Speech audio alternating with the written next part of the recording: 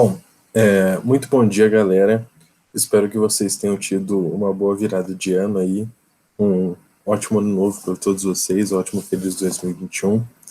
E hoje eu não pude comparecer, porque no momento da aula eu vou estar viajando, então deixei para vocês gravado essa aulinha bem tranquilo. Tá chegando perto do Enem. Essa é uma aula que provavelmente vocês vão usar no Enem, então é bastante importante que vocês vejam ela. E é uma aula que fala de bastante coisa que a gente vai discutir e que vai cair bastante em várias questões do Enem, porque vai discutir cultura, vai discutir sociologia contemporânea, questões atuais da sociologia e da filosofia em si, tá? Então, eu vou começar a falar sobre a Escola de Frankfurt, que é uma escola fundada na década de 20, na Alemanha, em Frankfurt, e a Escola de Frankfurt, ela, na verdade, é um conjunto de autores, né, um conjunto de filósofos que quis propor uma nova teoria, que quis propor um novo tipo de ciência, quis fazer com que a ciência social, as ciências humanas e o método científico em si não seja mais aquilo que foi no século XIX, a partir da visão kantiana, a partir da visão positivista, certo? Aqui o grande questionamento da Escola de Frankfurt era para onde a humanidade estaria indo, né? A ciência, ela existe, mas ela existe para o bem do ser humano, para que a gente desenvolva remédios, para que a gente desenvolva formas de se comunicar com parentes que estão longe, para matar a saudade, para que a gente tenha proveitos a partir da ciência, para que a gente consiga ter qualidade de vida. Mas a ciência, ao longo do século XX, também nos demonstrou que ela pode ser destrutiva, com a invenção da bomba atômica, com as câmaras de gases do nazismo, com as armas de extermínio em massa, as formas de você controlar e vigiar as pessoas a partir de câmeras, de prisões, todas essas tecnologias que existem e foram inventadas a partir do avanço da ciência, elas também são prejudiciais ao ser humano. A grande questão da Escola de Frankfurt era que a ciência ela deveria existir e se desenvolver para melhorar a qualidade de vida dos indivíduos e não para que os seres humanos dominem e explorem cada vez mais outros seres humanos, certo? Então, essa é a grande questão da Escola de Frankfurt. É uma série de autores que vão pensar na ciência de uma nova forma, que a gente vai chamar de teoria crítica, que é a ciência crítica. A teoria crítica é a forma como a Escola de Frankfurt propõe essa nova ciência, tá? Que devemos ser críticos em relação a todos os aspectos da nossa vida, nossa sociedade, devemos analisar de forma crítica, nunca de forma completamente negativa ou completamente positiva. Devemos sempre nos debruçar, pensar sobre isso, construir e reconstruir constantemente, né? É uma escola, né, uma série de autores que são marxistas, se baseiam no marxismo, mas que também não vão seguir cegamente o marxismo. Eles são autores que achavam que o próprio processo do socialismo soviético, do socialismo real, do comunismo real, foi um processo aí que teve muito problema, que tiveram muitas falhas e que deveriam ser criticados, analisados e corrigidos. Então, é uma escola de pensamento que propõe ser independente desses partidos de esquerda ou de direita, mas que possui uma base marxista. E ela foi fundada por Félix Wehl. Félix, ele não é um autor tão importante, de tanta notoriedade dentro da Escola de Frankfurt. Nós temos os autores principais, como Horkheim, o Adorno, o Walter Benjamin, e da segunda geração também, autores um pouco mais contemporâneos a nós, como Habermas, Axel Honneth. Mas a Escola de Frankfurt, a partir de 1930, Horkheim, que é um dos principais autores, se torna diretor desse instituto, e a partir disso ele traz inúmeros outros autores que a gente vai conhecer bastante e que vão ser muito importantes para essa escola, tá? Aqui eu gostaria, nessa aula, na verdade, eu gostaria de trabalhar dois conceitos com vocês. O conceito de a dialética do esclarecimento, do Adorno, que é um livro do Adorno, e o conceito de indústria cultural, que está inserido nesse livro, né? Que é um conceito que cai bastante no Enem. Todos os anos, em algum vestibular, é perguntado sobre a indústria cultural. A indústria cultural, ela está presente no nosso dia a dia, cada vez mais presente, né? Já estava muito presente na época em que Adorno e Horkheimer escreveram isso, mas hoje a gente pode ver de uma forma muito mais explícita, né? E como por ser uma escola marxista, por ser uma escola que critica a política socialista, a política nazista, a política capitalista, ela foi muito perseguida durante o nazismo, né? E aí ela teve que sair ali da Alemanha durante a época do nazismo, fugindo primeiro para Genebra e depois se instalando em Nova York, tá? Posteriormente, algumas décadas mais tarde, a escola de Frankfurt volta para a Alemanha, mas alguns autores escolhem permanecer em Nova York. Então, você tem aí uma mudança da onde era a escola para outros lugares devido à política da Alemanha da época, né? Vamos passar para o próximo slide. Aqui eu só coloquei alguns principais autores, caso vocês tenham interesse em pesquisar depois. Os autores que eu vou tratar hoje é os que têm o asterisco na frente, que é o Adorno e o Horkheimer. Mas o Habermas, ele é bastante interessante também. Habermas é hoje um dos autores mais citados do mundo, um dos autores mais lidos do mundo. Fala sobre o agir comunicativo, sobre a esfera pública. E o Axel Honneth também é um autor que a gente pode trabalhar na semana que vem, se der tempo, porque é um autor que vai falar sobre cultura, sobre reconhecimento, sobre pautas identitárias, né? Que é um assunto aí recorrente no nosso dia a dia, que está cada vez mais recorrente nos jornais, nos noticiários, na discussão pública, na discussão até na mesa de bar, e que é muito interessante para a gente analisar também, tá? Mas tem outros também, como Walter Benjamin, Marcuse, Pollock, que são extremamente interessantes. Uma fotinha aí do Adorno e o Horkheimer se cumprimentando. Essa foto é bem famosa. E aqui a gente começa a falar sobre algumas características da escola de Frankfurt, né? Algumas características e aspectos do que os autores pensavam, do que os autores se baseavam. Uma das coisas que eles vão criticar, uma das coisas que eles vão adotar como uma característica da teoria crítica da escola é que eles não consideram a razão como uma razão instrumental kantiana.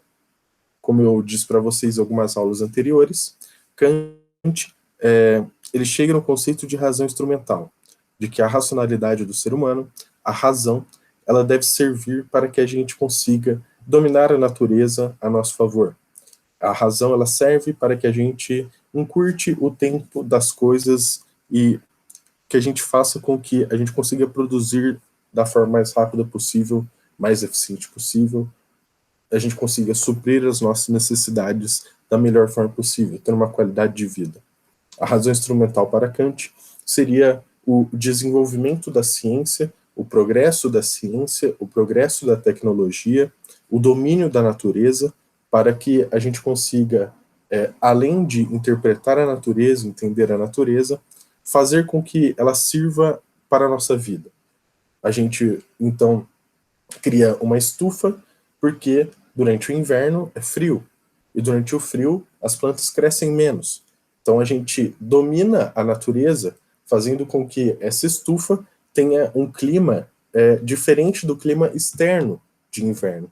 E esse clima interno da estufa, que eu controlo por meio da tecnologia, do domínio tecnológico, do avanço da ciência, eu consigo plantar minhas plantinhas, minhas batatas, meu feijão, meu arroz, mesmo durante o inverno, mesmo em estações que não são favoráveis àquele plantio. Segundo Kant, essa seria a definição de razão. A razão, ela é um instrumento. A razão, ela, na verdade, é um mecanismo da nossa inteligência, do nosso ser natural biológico, para que a gente consiga aprender a lidar com a natureza e para que a gente consiga driblar as dificuldades da natureza, driblar as coisas ruins que a natureza tem aí e que a gente precisa combater para conseguir sobreviver. Em todos os sentidos, não só a alimentação, mas a gente precisa se aquecer, a gente precisa se proteger do vento, se proteger da chuva. Então a gente cria a tecnologia de se construir uma casa. Aí as casas, a princípio, eram feitas de barro, de madeira. Posteriormente, alguns engenheiros, alguns cientistas criaram o concreto, o tijolo. E esse concreto, esse tijolo é muito mais resistente, faz com que a gente tenha uma proteção muito maior. Todo esse desenvolvimento da ciência em prol da qualidade de vida do ser humano, em como ele consegue driblar as dificuldades da natureza. A crítica kantiana é que a razão não necessariamente deve ser uma razão instrumental. A razão instrumental, na visão da Escola de Frankfurt, pode ser bastante problemática. A razão instrumental, ela pode ser também, ela pode criar antibióticos, pode criar a cura do câncer, mas ao mesmo tempo pode criar a bomba atômica. Ao mesmo tempo pode criar metralhadoras, pode criar armas de extermínio em massa. A razão, ela tem uma ambiguidade. Ela não necessariamente tem só um lado positivo. E é isso que a Escola de Frankfurt vem para criticar. E a gente já entra ali no segundo aspecto da escola, que seria o antipositivismo. O positivismo é aquela reflexão, aquela escola, aquela vertente, aquela ideologia do século XIX que acredita demais na ciência, que tem a ciência como seu principal elemento, fundamento, como sua principal característica. O positivismo diz que nós só devemos afirmar algo, a verdade só existe em algo que possa ser cientificamente comprovado. O positivismo é a crença absoluta na ciência, não só a crença absoluta na ciência, mas de que essa ciência vai gerar um progresso, de que essa ciência vai fazer com que o ser humano, no futuro, viva num estado de harmonia com a natureza, de harmonia para com outros seres humanos. Que o ser humano, no futuro, vai ter abundância de alimentos, de recursos, de dinheiro, de casas, carros, roupas, e a gente não teria problemas como miséria, fome, estupros, violência, roubos e assassinatos. O positivismo, ele acredita no futuro salvo pela ciência, pelo desenvolvimento tecnológico, desenvolvimento da economia, pela crença no progresso. É isso que o positivismo pregava, e é justamente isso que a Escola de Frankfurt vai negar. Segundo a Escola de Frankfurt, se a gente tivesse realmente um positivismo, se nós tivéssemos um esclarecimento, se nós tivéssemos o projeto iluminista, o que foi o projeto iluminista? Casa muito com a ideia de positivismo, de que a gente deve desenvolver a ciência, desenvolver a tecnologia para emancipar a humanidade, para que o ser humano seja um ser humano emancipado, para que todos sejamos esclarecidos, para que todos sejamos iluminados, para que ninguém seja ignorante, para que todos sejamos agentes políticos, ativos na sociedade, cidadãos preocupados com o outro. Isso era o projeto iluminista. Isso casa muito com a ideia de positivismo, e é justamente isso que a Escola de Frankfurt vai criticar. Criticar em que sentido? No sentido de que Adorno e Horkheimer vai olhar isso no contexto do nazifascismo e no contexto da Segunda Guerra Mundial. E eles vão dizer que se existia realmente esse projeto de a ciência vai tirar o humano da ignorância, a ciência vai trazer o progresso, a ciência vai trazer um estado de bem-estar, o desenvolvimento tecnológico, o desenvolvimento econômico, o desenvolvimento político vai fazer com que a gente chegue num estágio cada vez mais evoluído. E vamos sempre evoluir em direção a um estágio melhor. Essa era a crença positivista. Mas na análise deles, como a visão deles é a visão da Segunda Guerra e do nazifascismo, eles vão dizer: é impossível o nazifascismo existir, é impossível com que essa ideia, essa ideologia tenha um apoio popular se aquela ciência estava nos tirando da ignorância.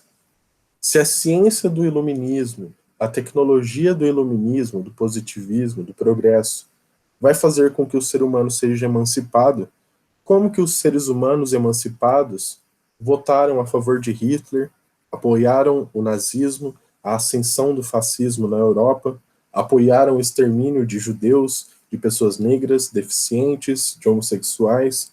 Como que houve esse apoio popular? Como que houve a quase total destruição da humanidade na Segunda Guerra Mundial? Como que a gente tem hoje a maior tecnologia que a humanidade já viu? A gente tem hoje o maior avanço científico que a humanidade já viu. A gente consegue ir à Lua, a gente consegue mudar o código genético de uma planta, a gente consegue criar ambientes artificiais, a gente consegue, a partir de células-tronco, criar novos órgãos, mas essa tecnologia, ela não é capaz, por exemplo, de acabar com a violência nas favelas, ela não é capaz de acabar com a corrupção nos governos, ela não é capaz de acabar com as crises econômicas que assolam as economias subdesenvolvidas e os desempregados, as pessoas mais pobres. Essa grande tecnologia, ela promete uma emancipação, ela promete nos tirar do sofrimento, mas só ela não basta. Ela é importante, a ciência é extremamente importante. Todo o desenvolvimento tecnológico nos trouxe avanços qualitativos no modo em como vivemos, na forma como vivemos. Mas ela não é a solução. A solução está para além da ciência e da tecnologia. A ciência ela deve ser um instrumento, mas não devemos depositar toda a nossa fé nessa ciência e nesse progresso. O progresso, na verdade, pode ser destrutivo, dependendo de quem está comandando esse progresso. E aí a gente começa a entrar na dialética do esclarecimento, que discute bastante coisa do que eu já acabei de falar para vocês aqui. E é um livro que buscou analisar, a partir do conceito de desencantamento do mundo do Weber, o que foi o desenvolvimento da ciência, da história, da verdade, ao longo dos séculos, ao longo das gerações, ao longo das fases da história. E esse constante processo de esclarecimento, ele começa, na Grécia Antiga, quando o grego, a partir da discussão política, a partir ali da estrutura socioeconômica que se apresentava na Grécia, ele deixa de olhar as coisas pela mitologia. A mitologia, a religião, a magia, a tradição, era aquilo que explicava o mundo em todos os seus aspectos. Quando você nascia, sua mãe te contava a historinha de que Apolo trazia todos os dias em sua carruagem o sol para que a gente tenha aí de manhãzinha o sol aparecendo. E inúmeros mitos, inúmeras histórias, inúmeros contos vão fazer com que você entenda o mundo, no mundo grego, no mundo antigo. Mas os gregos, eles passam a inventar e passam a adotar uma nova forma de se interpretar o mundo, chamada de filosofia. Essa filosofia, ela vai tentar desenvolver algo que os europeus desenvolveram a partir do século XVII e XVIII, que a gente chama de ciência.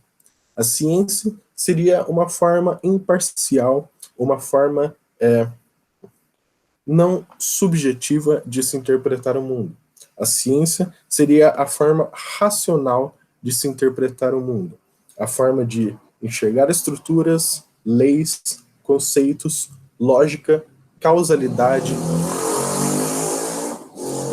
causa e consequência, e inúmeras situações funções e regras para que a gente consiga interpretar o mundo, interpretar a natureza, interpretar o meio ambiente à nossa volta, e assim dominá-lo, e assim usá-lo a nosso favor, e assim contribuir para que nós tenhamos uma boa qualidade de vida. Essa invenção grega, que a gente fala que foi a filosofia e a ciência, ela é revisitada pelos europeus. A partir do Renascimento, os europeus eles abraçam essa grande invenção. Os europeus retomam a leitura dos clássicos, retomam a leitura dos gregos, por isso se chama Renascimento, e a partir da retomada da leitura dos clássicos, você tem essa ideia de ciência aflorada novamente. Você tem a ideia de vamos interpretar o mundo à nossa volta, vamos interpretar as coisas que acontecem à nossa volta de uma forma racional, de uma forma imparcial, pouco subjetiva, mais objetiva. E assim nós conseguiríamos nos desprender, por exemplo, do pensamento e do conhecimento religioso, que era extremamente presente na época medieval.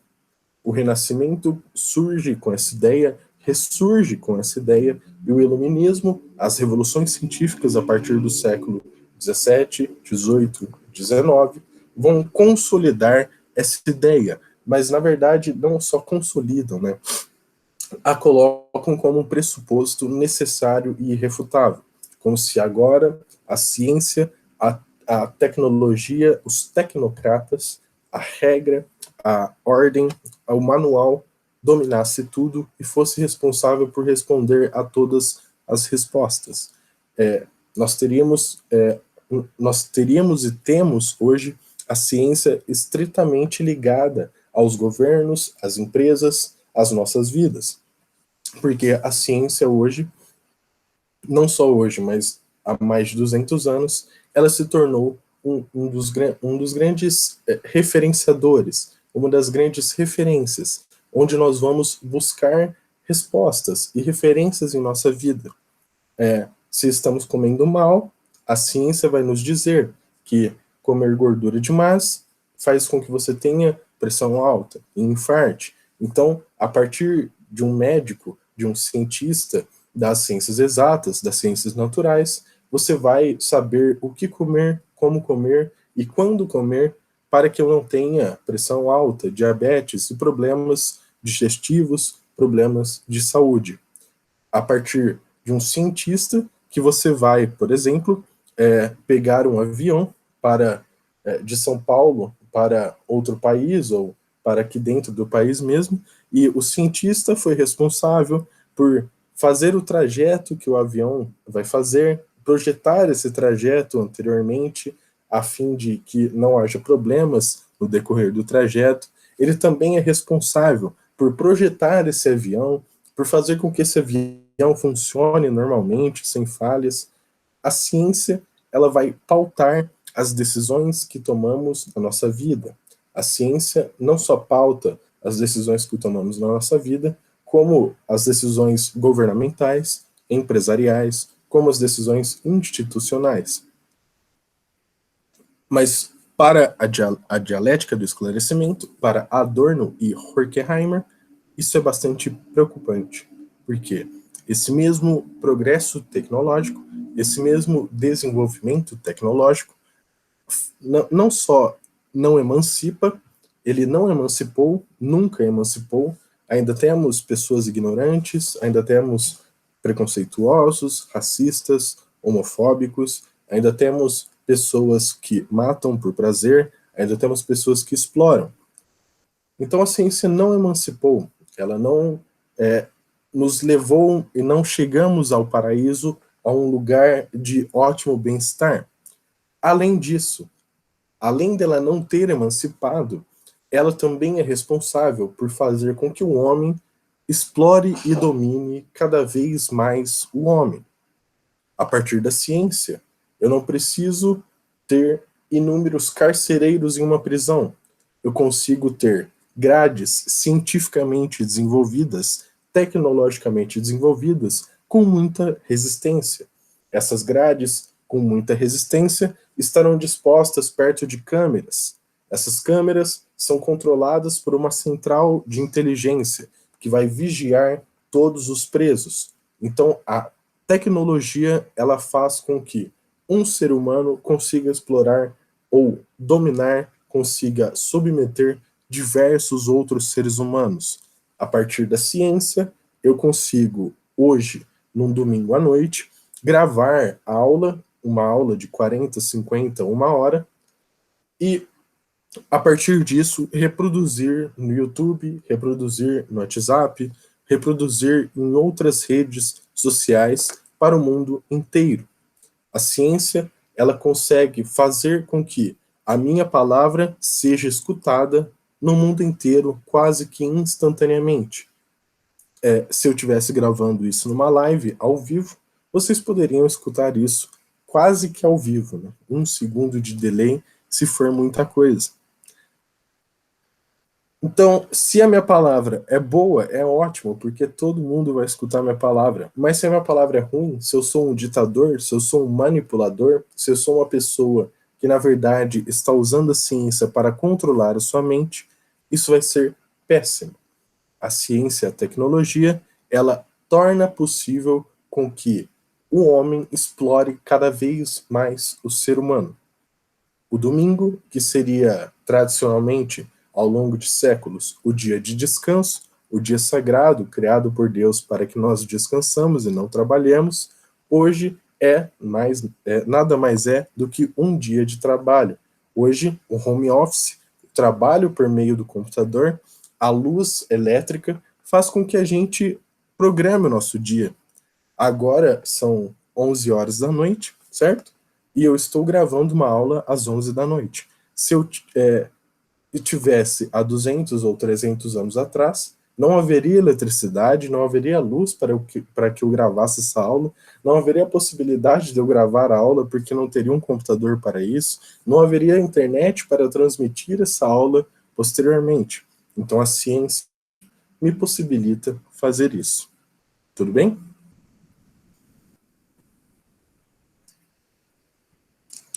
Aqui, esse aqui eu já falei. Esse aqui eu falei também. Que a grande problemática da ciência e do iluminismo é fazer com que não só o homem não seja emancipado, ele continue sendo ignorante, como também explore cada vez mais o outro homem, domine cada vez mais o outro homem. Interessante falar e ressaltar, gente, que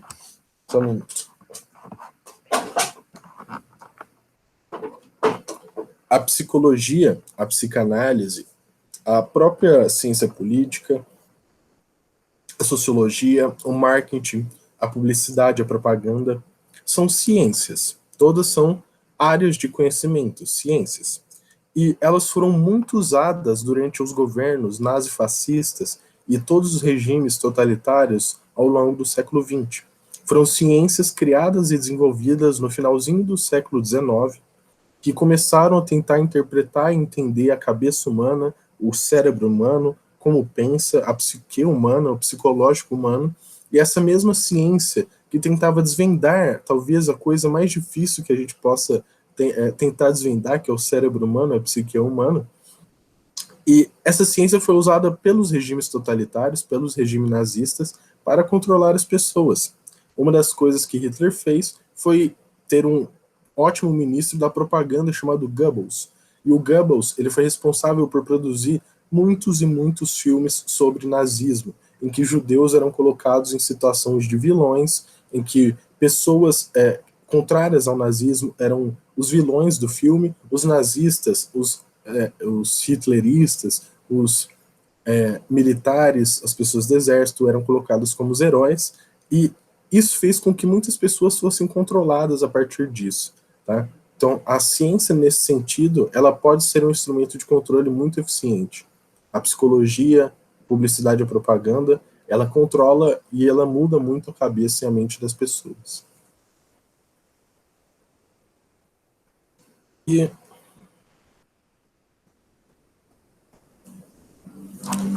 uma coisa que é muito legal de se falar, para a gente colocar uma questão um pouco atual, justamente essa ideia de a ciência, a tecnologia, o progresso vai salvar a humanidade e vai nos tirar de uma situação ruim, vai nos tirar de uma situação de escassez, de seca, de fome, de pobreza, e vai nos colocar numa situação de bem-estar. Foi uma ideia muito difundida durante o século XVIII, XIX, no início do século XX, até hoje é difundida de uma certa forma, mas também existe alguns autores que defendem a crise da modernidade, que toda essa expectativa, toda essa promessa, ela não se realizou, ela não aconteceu. Apesar da gente conseguir hoje criar um fígado do zero e conseguir mudar o código genético de uma semente de soja, a gente não consegue acabar com a fome, com a violência, a gente não consegue acabar com pessoas estuprando outras pessoas, pessoas cometendo crimes, pessoas sendo completamente ignorantes, idiotas, pessoas matando outras pessoas. A gente não consegue acabar com isso. Então, essa promessa que não foi realizada, na análise de alguns autores, causa frustração, causa uma revolta, causa, na verdade, um ódio em relação a essa promessa. E isso faz com que as pessoas não deixem de acreditar muitas vezes na ciência. Porque como a ciência, ela, apesar dela saber tudo, saber a verdade, e a gente ter muito desenvolvimento tecnológico, ela não gerar soluções, ela não consertar todos os nossos problemas, então não é a ciência, talvez, que seja a solução. Isso explica muito o movimento anti-vacina, negacionismo, em certo sentido, terra plana, coisas que nós temos na atualidade, na contemporaneidade. Chama-se crise da modernidade, ou crise da razão, crise do iluminismo, tá? Defendida pelos autores da Escola de Frankfurt, porque, na visão deles, a partir do final da Segunda Guerra Mundial, você teria aí uma total crise do que foi a modernidade, do que foi a era moderna, e nós estaríamos entrando numa outra era, ou numa outra realidade socioeconômica, sociopolítica. E isso não mais se pautaria na crença da ciência, né? Nós não teríamos mais a ciência como principal referência no conhecimento, na verdade, na vida das pessoas. Aqui a gente começa a discutir, para encerrar, para caminhar para encerrar a aula, a gente começa a discutir sobre a indústria cultural, que é o conceito mais importante, talvez, do Adorno, que cai muito no vestibular, vai falar muito no vestibular sobre isso, tá? Muito provavelmente vocês vão ter que responder uma questão sobre isso dia 17, tá? Então eu vou falar para vocês um pouquinho. A indústria cultural do Adorno é um dos aspectos desse controle a partir da ciência, tá? Porque qual que é a fita? A ciência e a tecnologia, ela vai desenvolver os meios de comunicação, tá? Você tem, no final do século XIX, o telégrafo. Depois do telégrafo, você tem a aceleração dos meios de transporte. Não só a aceleração dos meios de transporte, mas também o rádio, o telefone, a televisão na década de 50 e 60, depois na década de 70 e 80 a internet, e começa a microeletrônica. Então o desenvolvimento tecnológico e a ciência vão fazer com que a cultura ela seja cada vez mais democratizada. Democratizada em que sentido? No sentido de que as pessoas vão ter mais acesso a essa cultura. Mais acesso a essa cultura por meio da televisão, que ela vai assistir todo dia, porque agora ela não precisa ir no teatro. Antes, para você consumir cultura, para você ver algo cultural, você tinha que ir até o lugar. Ou você tinha um pai músico em casa, ou você tinha que sair da sua casa para escutar música. Porque se não tivesse ninguém produzindo ou fazendo música na sua casa, não teria como ter música na sua casa. Não existia o rádio, não existia a TV, não existiu o CD, não existiu o Walkman, não existiu o MP3, não existiu o Spotify. Então, as pessoas se encontravam em praças para tocar música, se encontravam em teatros, se encontravam em inúmeros lugares para consumir cultura, para estar ali num momento cultural,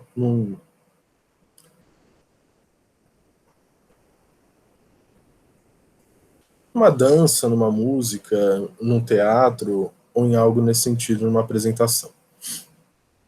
Mas o desenvolvimento da tecnologia e da ciência ao longo do século XX fez com que os meios de comunicação democratizassem cada vez mais a cultura.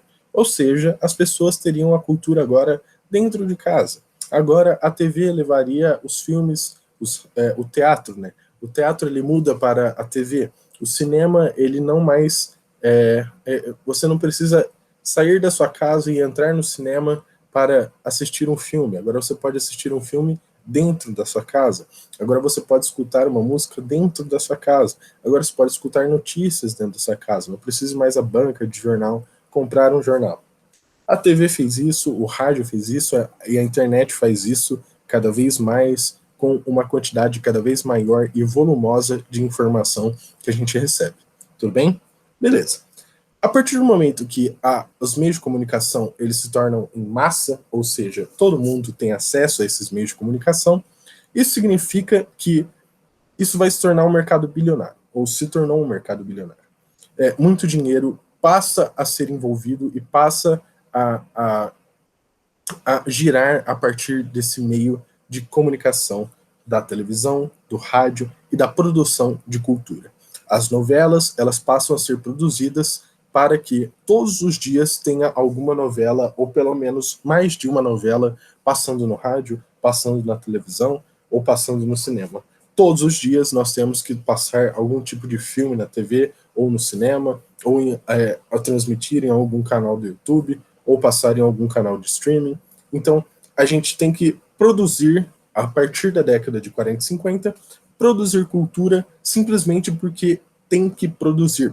Não porque o artista está inspirado e ele vai lá porque terminou com a namorada dele e ele está na fossa, e aí ele vai lá, faz uma música romântica, falando sobre o antigo relacionamento dele.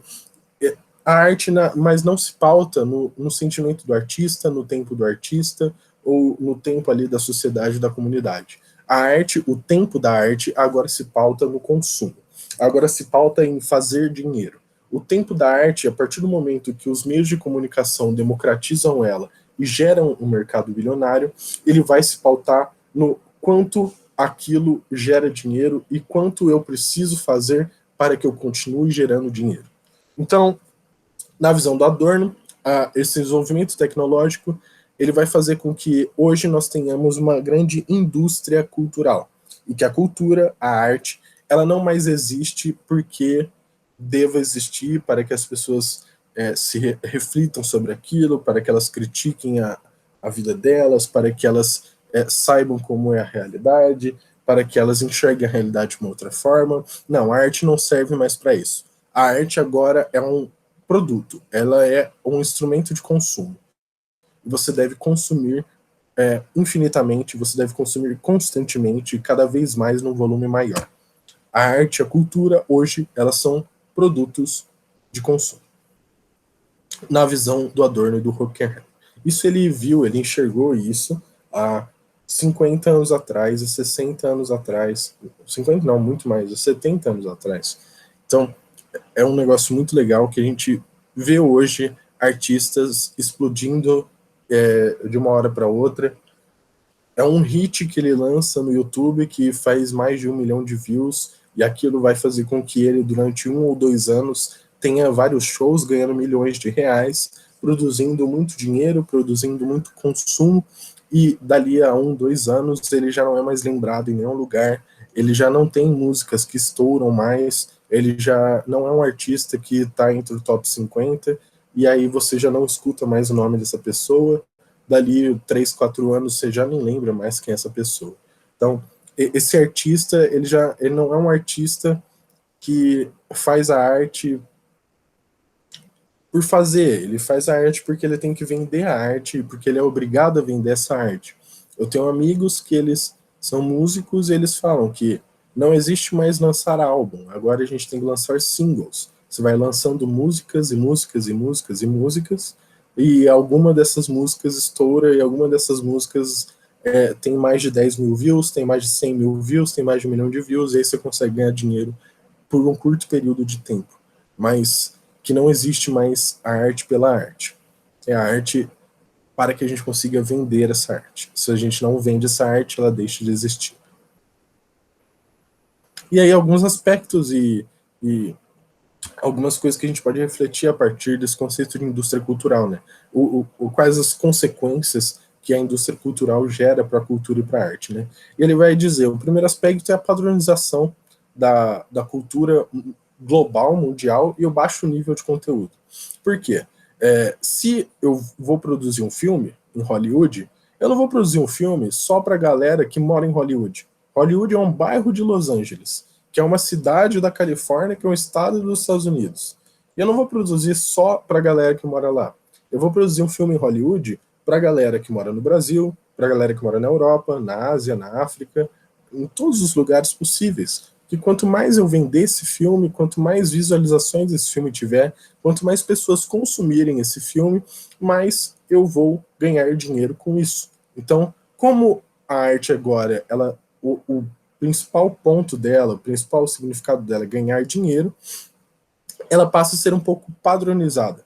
Ela deixa de ser diferente, porque agora, mesmo que eu produza um filme no Brasil, eu não vou produzir um filme à la brasileira, eu vou dar uma americanizada nele, vou colocar uns aspectos aqui da indústria americana, uns aspectos da indústria europeia, algumas coisas de outros lugares, porque eu quero que ele seja consumido o máximo possível, porque eu quero que ele alcance o maior número de pessoas possível, tá? Outro aspecto é a domesticação do estilo e a homogeneização da cultura. Em que sentido? Sentido que você só consome filme norte-americano, você não gosta de filme nacional. Aí você fala, eu não vou ver nenhum filme nacional, só vejo filme norte-americano, só vejo filme de Hollywood, só vejo filme, sim, blockbuster. E aí você passa a odiar filme nacional por causa disso, porque você está tão acostumado a ver filme norte-americano, a ver filme de Hollywood, que quando você vai ver filme nacional, você acha filme nacional ruim, ou você acha ele estranho, ou você vai tipo, nossa, não tô acostumado a ver essas coisas, não sei o quê.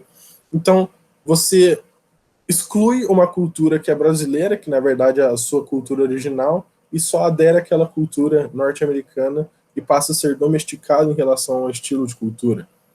Uma das coisas que são perigosas desse aspecto é que as culturas que têm mais dinheiro, as culturas dos países desenvolvidos, elas tendem a impor o seu aspecto cultural a outras culturas subdesenvolvidas. Ou seja, a gente tende a consumir muito mais produtos europeus e norte-americanos do que produtos africanos, asiáticos ou produtos latino-americanos. E isso faz com que as culturas que têm menor poder aquisitivo, ou seja, as culturas subdesenvolvidas, as culturas de países subdesenvolvidos, perdão, dos nossos países, sejam cada vez mais perdidas e excluídas e extinguidas. Por quê? É uma cultura que não gera tanto dinheiro, como não gera tanto dinheiro porque é de um país subdesenvolvido, ela deixa de ser viável economicamente, industrialmente e culturalmente.